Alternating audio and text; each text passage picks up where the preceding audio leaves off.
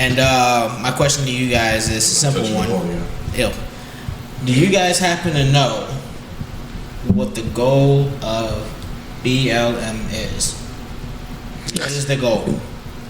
To get the higher ups rich to buy property in the usual areas they couldn't afford. Well, I think the goal is delusional because the quote unquote goal of a movement, of that movement in particular, would be that blacks are treated equally with every race, right? That's the goal, right? So we have fair treatment, we're not mistreated because we're black. You know, that's the ultimate goal. But again, racism will never be destroyed.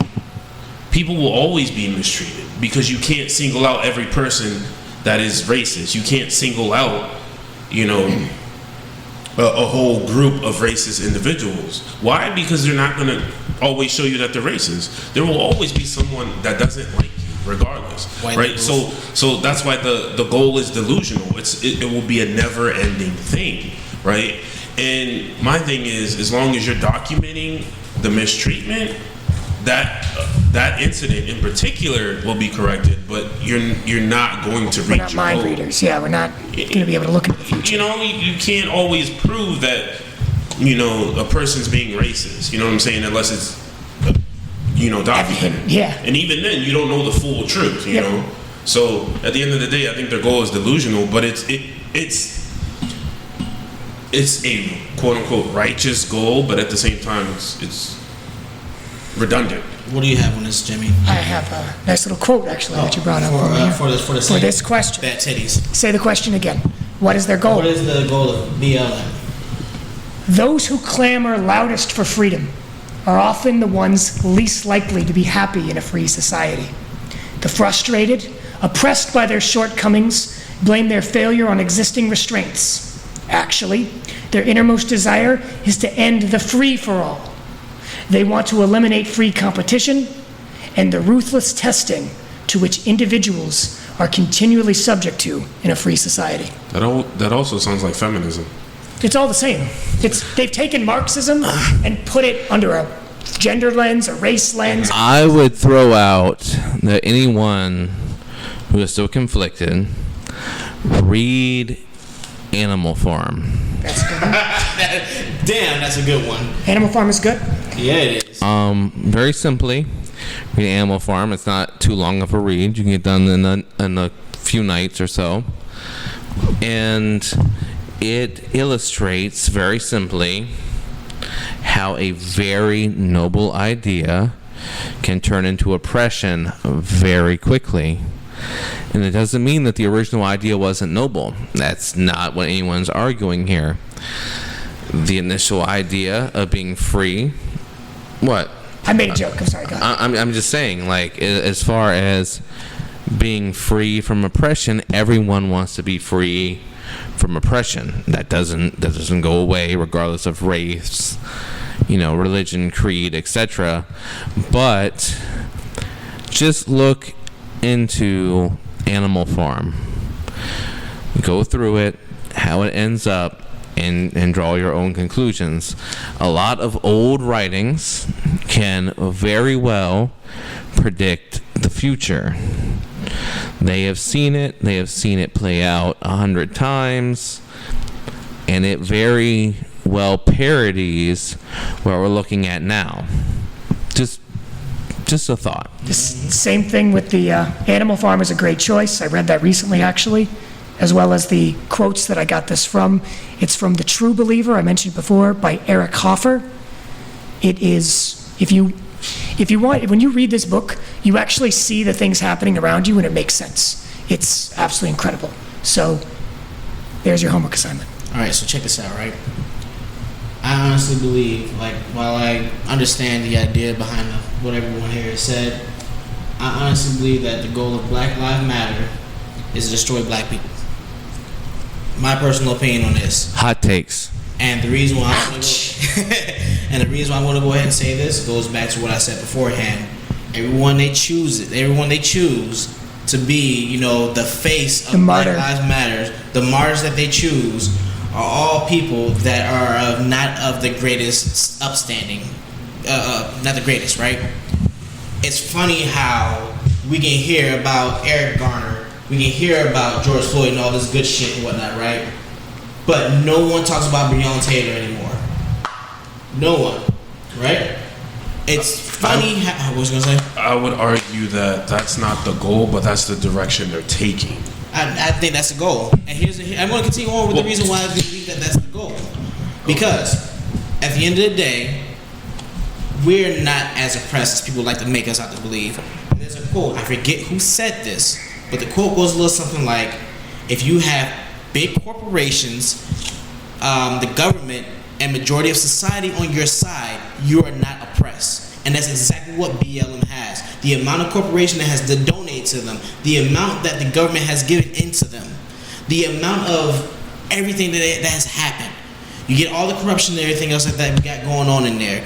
And then you can't expect me that when they're lobbying for this, that, and the third, that they're not in there whispering in their ear of who to choose as a quote unquote martyr or whatnot. When you look at these people in their checkered past, you can't choose someone that's of a better upstanding, someone that's better than upstanding. You can't choose someone that's got caught up in some random gang violence that was actually out there trying to make better of their lives. You can't choose somebody that had, I don't know, maybe even a young dude that got caught up in the hustle and fucked up on them and got fucked up because they ended up. The thing that I'm seeing here is that you have come up through the ranks, have tried to make something better yourself, and if somewhere along the Jersey Turnpike something turned wrong for you, no one would really care about it as a black man. No. And Black Lives Matter would not appreciate you for what you are. You are a person trying to do better, trying to do their best to make something better for themselves from a situation that they seem to print on everyone, which was true, but they wouldn't care because of what you're saying right now, which once again points it toward a specific political ideology. Like you said, there's not a statue of Malcolm X. It's not a statue of Langston Hughes, not a statue of George Washington Carver. Exactly, but there's the wrong. The right devil wasn't involved in this situation. You guys are talking about something specific, right? You're talking about political, right? But if you go out there and ask the average person, that's not what they're going to say. Again, that's the right, but that's what we're getting at. Hold on. Let me finish. Okay, cool. The whole point of us discussing this is to bring awareness that the people ahead of this movement are the ones driving a political agenda, while the average person, which I'm going to refer to, are the ones that will tell you, no, the whole point, the whole goal of this movement is to abolish this hatred towards black people, right? So that's what the average person. So are you saying? This is what I'm saying to you. I understand. That's what your cop killings supposedly are. So I agree with the fact that politically, from a political standpoint, the goal might be to destroy black people, right? Because those are the people that are leading the organization. And they're misleading the individuals that actually have hope for that organization. Of course. Well, yeah, the heads of it do not have from a political standpoint, yes, that's the goal. But the movement as a whole, that's not the goal. Right. So which I would agree with. I'm saying, because he said, "What do you think the goal is?" Yeah. So there's two goals. Right? I would say that I would agree with you actually that there's two goals. Yeah. There is the general people's goal with what they hear when they hear Black Lives Matter. They say, we want our people to be represented. We don't want a particular group getting killed by police. Unrepresented, which I don't disagree with at all. 0% should anyone be killed by the police when there was no justification. 100%. Which means that what you're saying is the general person would agree with that. That's why they associate with Black Lives Matter, right? But I'm going based off of action. Wait. Hold on. But what I'm saying is there's two different sides to this coin. is you have the general population's view, which is, I don't want to see another black person, innocent black person especially, be killed by excessive force by the police, government, etc. And I don't want to see that either. I don't want to see anyone killed by excessive government force, because in general, I'm not that big of a fan of the government. But the leaders of this movement, aside from the general public, are directioning it toward a political goal. Racial. These aren't you know, the Tim and Tabitha, the, you know, John and Jill people that are associating with the movement. I mean, anyone I would associate with it if it was on the other side of the coin, if it was White Lives Matter, if there was a movement toward fighting oppression from the police for those people. I could definitely see myself associating with it 100%. But what we're getting at here isn't that the general public is on the side of the political views of the movement. And I think what TJ was getting at was the general populace that's getting behind it is getting behind it for the right reason, because they don't want to see more people killed in the street for nothing. Am I incorrect? But you hear me out now, right? No, hold on. I want to hear from him. What I was going to say was, yes, there are people that ruin the movement. Yes, there are people that quote unquote represent that movement and don't act accordingly. Yeah, there's going to be incidents like that. But I'm saying people in general, right, have hope for change so that things can be better for them. They can walk outside and not have to be fucking either looked at, scorned, or fucking disrespected because of what they are and what they look like, right? That's the general hope. Now, there are unnecessary individuals that take advantage of that and like do what the fuck they want to do and say fuck the movement, but you know, I represent it though, right? So there is misrepresentation within the movement, and yeah, the political agenda, that's what it is. But the whole point of this podcast is to bring awareness, right?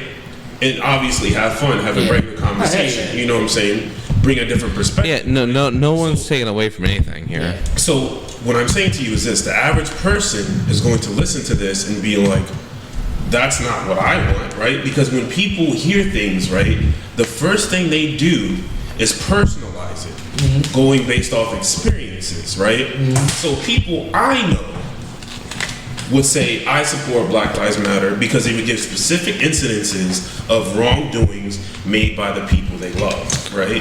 Right, which so is... With that being said, the average person, that's not their goal. But the head of the movement, that's the goal. Now, hear me out now, right?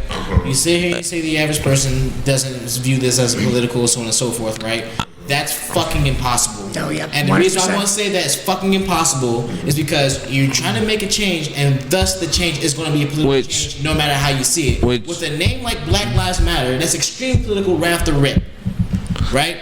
So, and if you guys really wanted this shit to be about fucking not having random people killed, I wouldn't in protests and shit like that, or the excessive force or whatnot, you would have kept the goal on fucking police reform, rather than switching it up to defund the police, fuck anything that's not black. Okay, I wouldn't. Statement right there, you said you would change the goal. You would. I would even go as far. Reform, right? Yeah, but the average person doesn't keep that goal